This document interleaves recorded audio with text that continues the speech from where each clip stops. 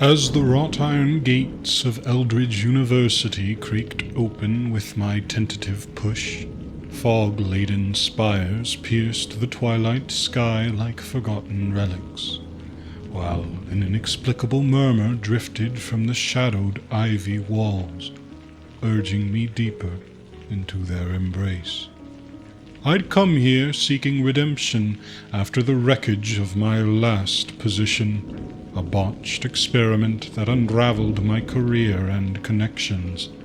At 35, I was a cognitive neuroscience professor with little left but my work, and this Ivy League bastion of AI and human cognition research promised the stage for my comeback. The tenure-track offer arrived like a lifeline, pulling me from isolation into this historic enclave of Gothic arches and vaulted halls, where state-of-the-art labs hummed with scholars dissecting quantum encryption and unraveling mathematical enigmas that had stumped generations. The air thrummed with cutthroat ambition to shatter intellectual limits, where success wasn't just encouraged, it was devoured.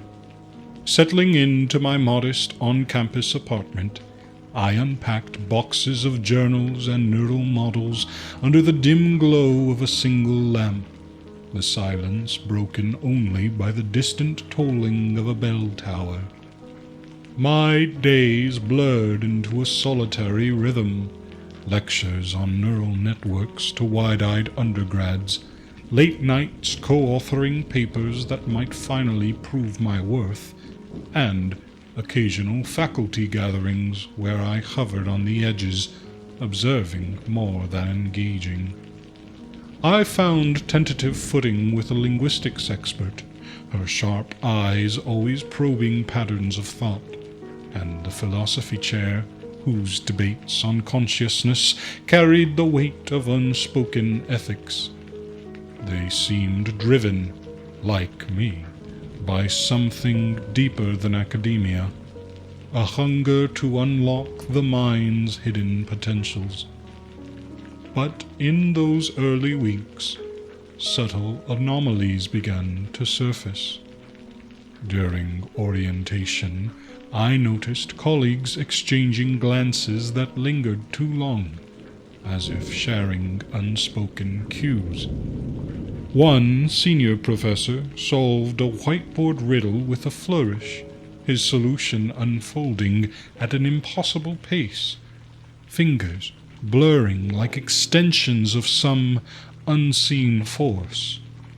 Murmurs floated through the corridors about a confidential breakthrough initiative involving cognitive enhancements that promised to redefine human potential. I dismissed it as a newcomer's paranoia, yet a chill settled in my bones. In the library's cavernous depths, during a midnight session amid towering stacks and flickering lamplight, the unease deepened. A group of scholars huddled over ancient texts and glowing screens, their movements syncing in eerie harmony, finishing each other's sentences without a word, puzzles dissolving under their collective gaze as if pulled by an invisible thread. I rationalized it as peak collaboration, the kind bred in these pressure cooker halls. But the way their eyes gleamed, vacant, yet alive with shared intent, stirred a primal disquiet in my gut. They didn't notice me watching from the shadows, or perhaps they did and chose to ignore it. Then came the envelope, slipped under my office door one rain-slicked evening, an anonymous invitation to an elite think tank meeting, its words tantalizing with vows of revolutionary tools to amplify cognition and shatter the barriers that held me back. It appealed to the part of me desperate for breakthrough, for the redemption I'd chased across this fog-shrouded campus. As I held it, The university's spires loomed outside my window, and that murmur returned, faint but insistent, drawing me toward whatever lay concealed in the heart of Eldridge. Curiosity gnawed at me, overriding the unease, and I found myself descending the creaking stairs to the basement lab that night, the elegant cardstock invitation clutched like a talisman, bearing the university seal and promising a private demonstration of groundbreaking neural technology. The wooden steps groaned under my weight, each one resounding like a reluctant confession in the narrow stairwell. The air grew cooler, heavier, laced with the scent of ozone and something faintly organic, like damp earth after a storm. Flickering fluorescent lights buzzed overhead, casting erratic shadows that danced along the peeling paint of the concrete walls. As a cognitive scientist who'd hit a wall in my research, the promise of a breakthrough was too tantalizing to ignore, even if the late-night timing set my nerves on edge. At the bottom, a heavy steel door stood ajar, spilling a wedge of sickly green light into the corridor. I pushed it open, and the hum of machinery enveloped me like a living thing, low, insistent vibrations resonating in my chest. The chamber was a labyrinth of flickering monitors, displaying cascades of code and neural maps that pulsed like heartbeats. Tangled cables snaked across the floor, connecting banks of servers whirring with unnatural fervor. There, in the dim glow, a dozen scholars awaited. Colleagues I'd seen around campus, professors from neuroscience, biology, even philosophy. They stood in a loose semicircle, their faces illuminated by the erratic light. They smiled in unison, a synchronized curve of lips that sent a chill racing up my spine. Their eyes reflected an unnatural sheen, like polished glass catching a distant flame. "Dr. Cabot," intoned Dr. Marcus Hale, head of the Neural Engineering Department. His voice was smooth and resonant, carrying the weight of shared authority, though his usual sharp wit seemed muted, replaced by an eerie calm. "Welcome to the breakthrough. Try the interface. It's revolutionary." The others murmured agreement, their voices overlapping in a soft chorus that made the room feel smaller and more confined. They handed me what looked like a sleek virtual reality headset, its glossy black polymer surface etched with faint bioluminescent veins that glowed under the light. It was lighter than I expected, almost weightless, with padded straps that conformed to my head like a second skin. They promised it would enhance puzzle solving through neural linkage, a direct bridge between mind and machine that could amplify cognitive processes exponentially. I'd heard rumors of such tech, experimental implants and augmented reality overlays, but this felt different, more intimate. I hesitated, my fingers tracing the device's cool edges, a knot of doubt tightening in my gut. My career had been stagnating. Years of fruitless experiments on neuroplasticity had left me isolated, my grants drying up. This could be redemption, a chance to reclaim my standing. The allure pulled me in, drowning out the warning bells.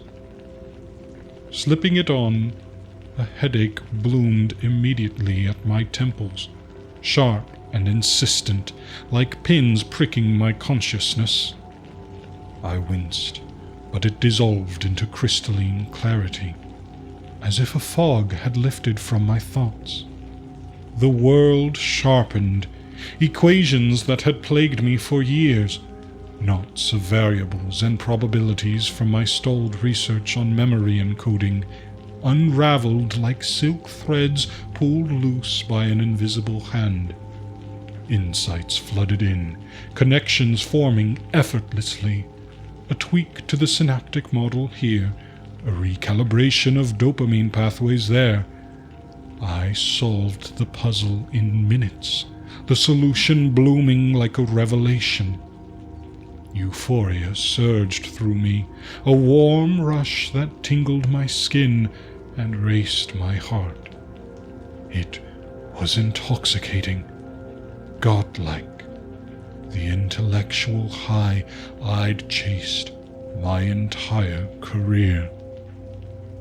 But as I removed the device, foreign murmurs invaded, subtle at first, like sounds in a distant hall. Urges flickered through my mind, impulses to connect with the others, to merge ideas in a shared stream. Their gazes locked on me, expectant, the unnatural sheen in their eyes now mirrored in my own reflection on a nearby monitor.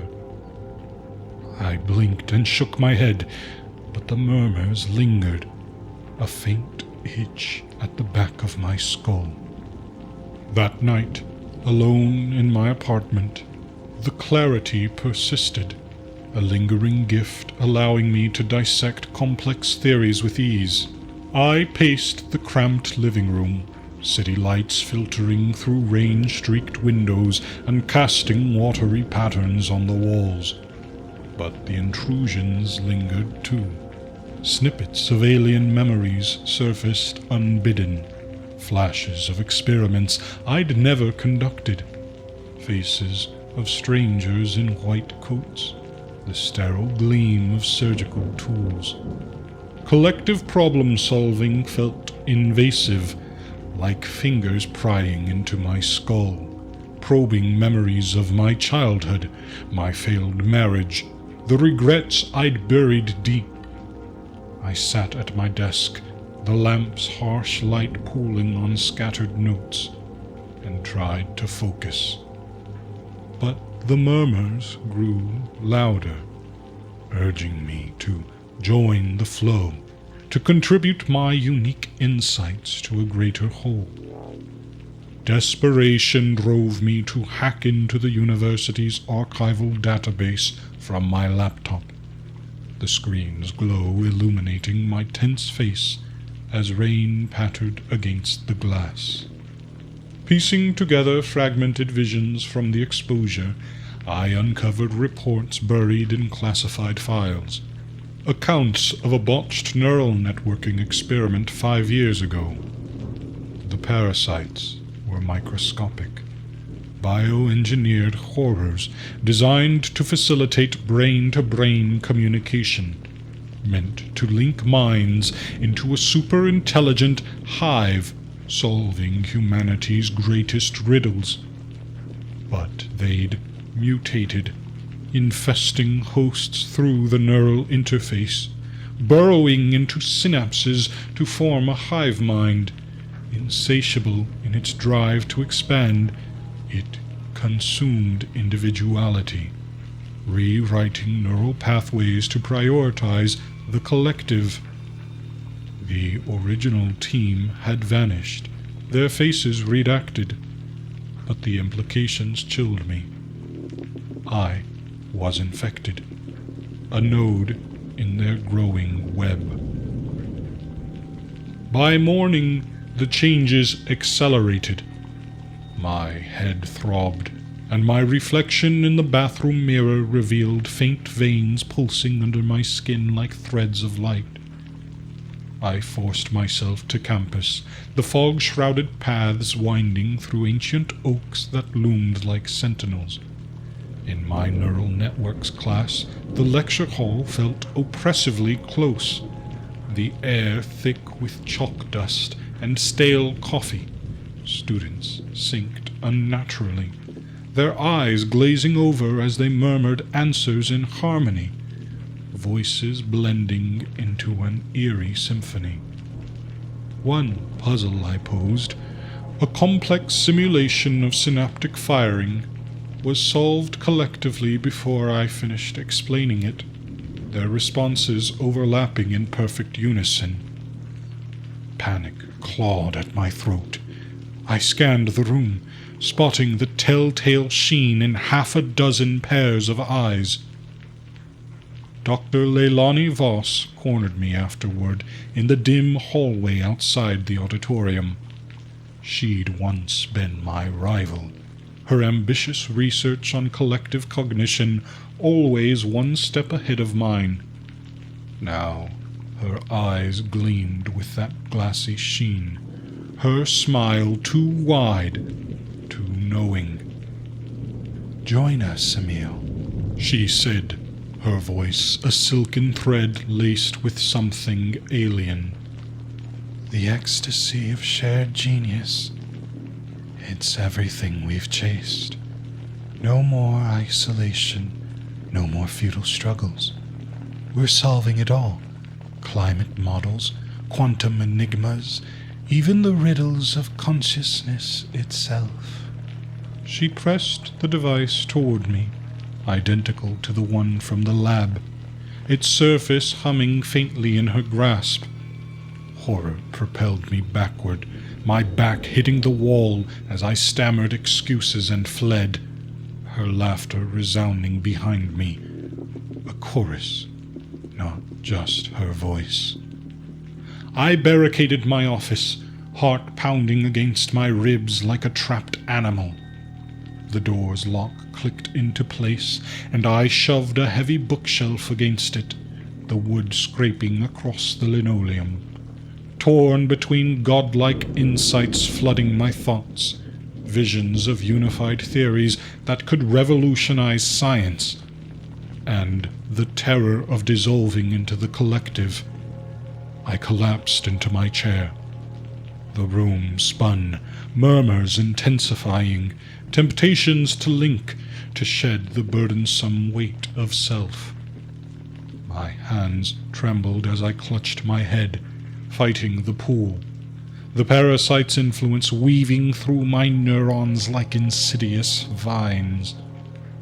The campus twisted into a nightmare over the next few days. Fog clung to the grounds like a shroud, muffling sounds and distorting shapes.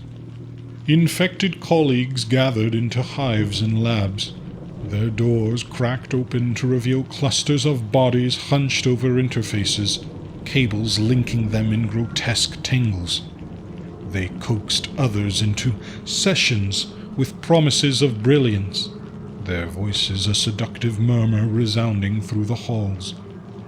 I evaded them, slinking through service tunnels and forgotten back entrances, my amplified intellect anticipating patrols and mapping escape routes in my mind's eye. But hallucinations clawed at me. Pleas from merged minds, spectral figures reaching out in my peripheral vision, erasing my memories bit by bit. A childhood recollection of my father's stern lectures faded, replaced by collective traces of strangers' lives.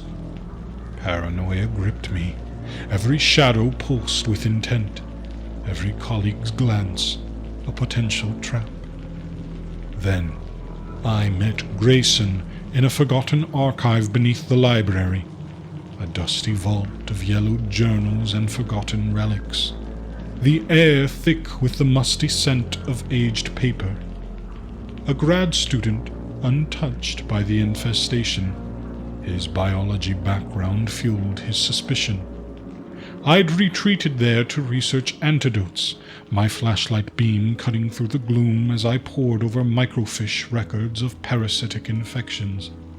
He startled me, emerging from behind a stack of crates, his face pale and drawn, eyes wide with the same fear I felt.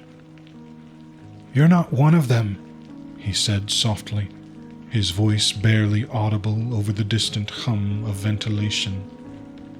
"I saw you running from Voss. I've been watching. This thing, it's spreading like a virus. We have to stop it." We hunkered down amid the shelves, exchanging hurried words under the dim glow of a single bulb. Grayson was sharp. His thesis on microbial symbiosis provided keen insights into the parasite's biology. He'd avoided the interfaces from the start, sensing something amiss.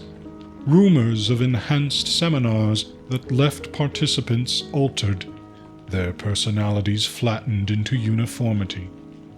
Together, we traced the source to the failed lab in the basement, piecing together blueprints and redacted emails that implicated Hale as the originator.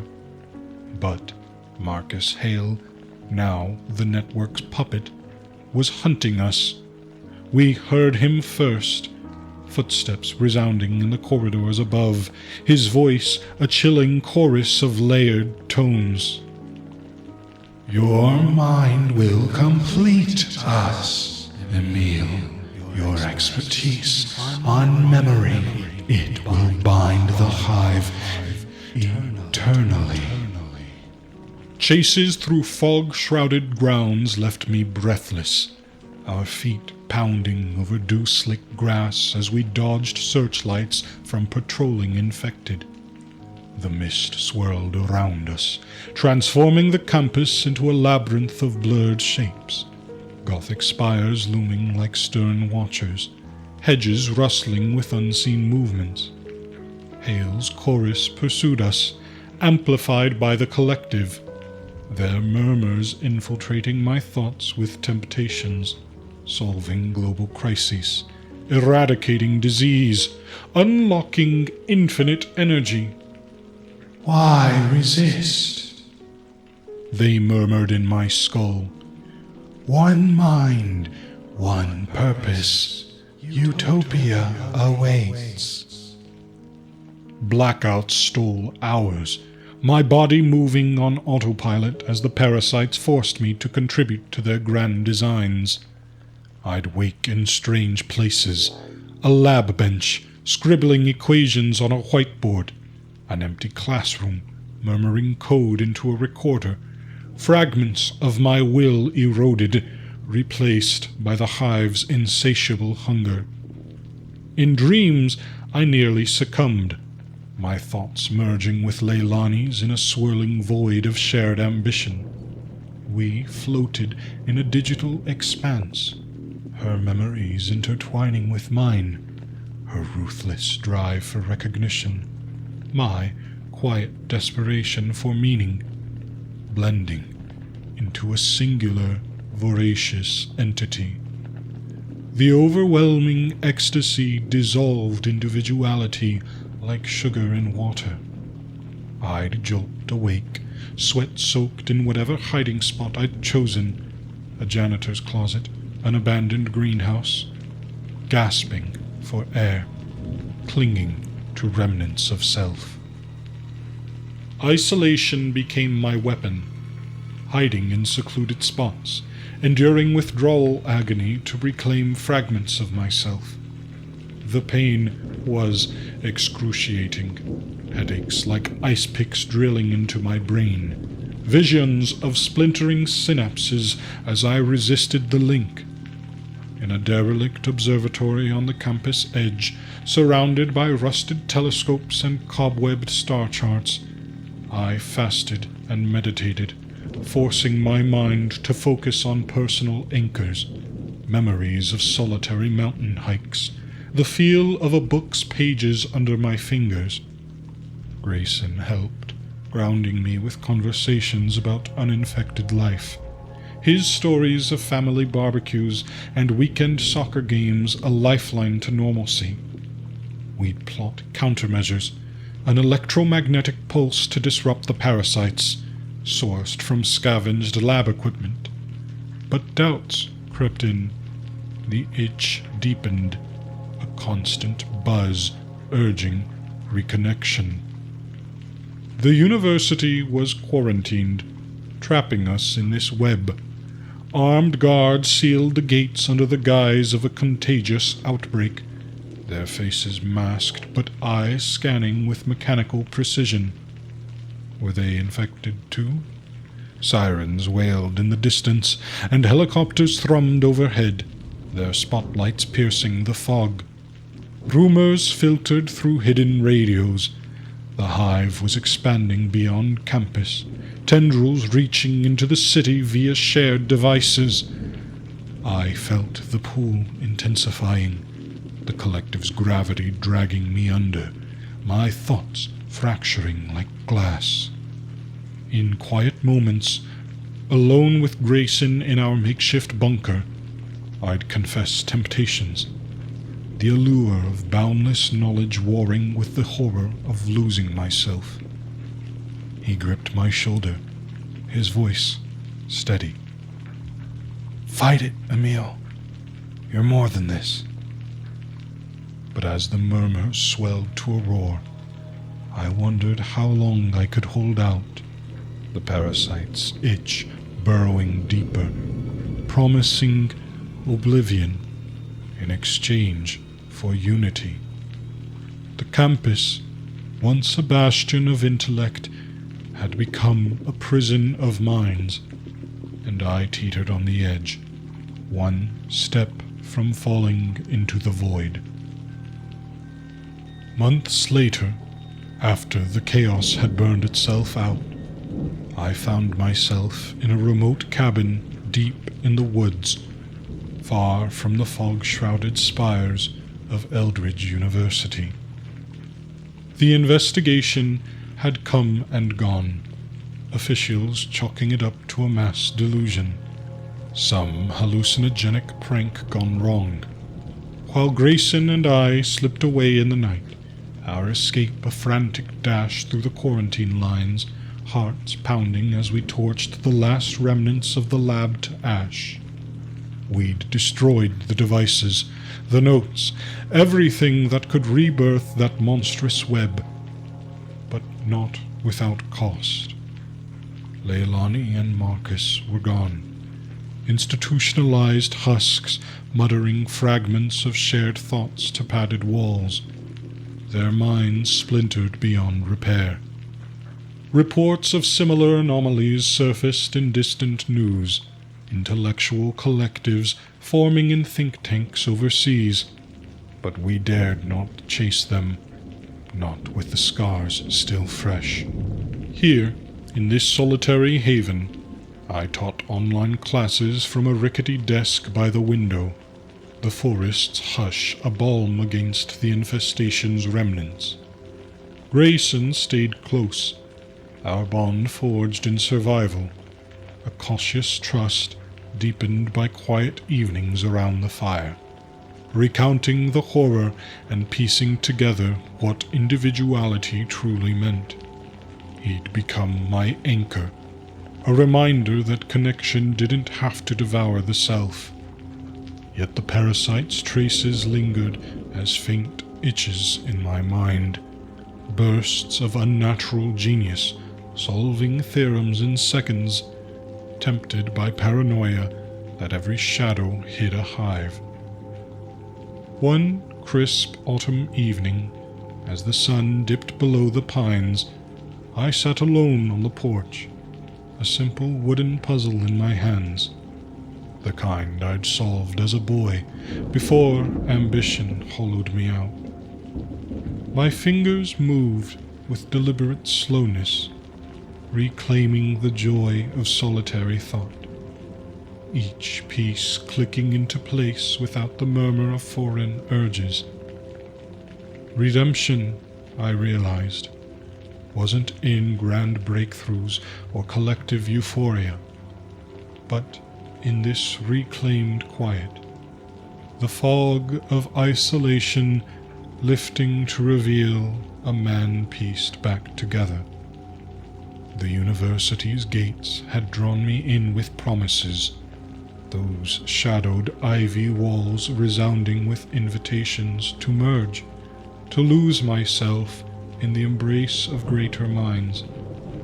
But I'd walked away, my own voice intact, cherishing the weight of my solitude even as a persistent mental itch remained, a subtle, insidious hum, like a distant murmur urging connection. As twilight fell, my laptop chimed with an email from an unknown sender. Dr. Cabot, we've heard of your work. Join our collaborative project. Unlock the potentials you've only glimpsed. I stared at the screen, cursor hovering over delete, the old allure flickering like a flame in the gathering dark.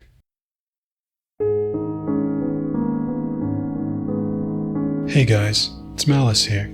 I really appreciate you sticking around until the end of the story. I'm a one-man operation and trying my best to grow, so if you like what you just heard, please leave me a like. Subscribe if you want to hear more, and please send me any reading requests you might have. I'm always struggling to find new content. Thanks again, and stay scared.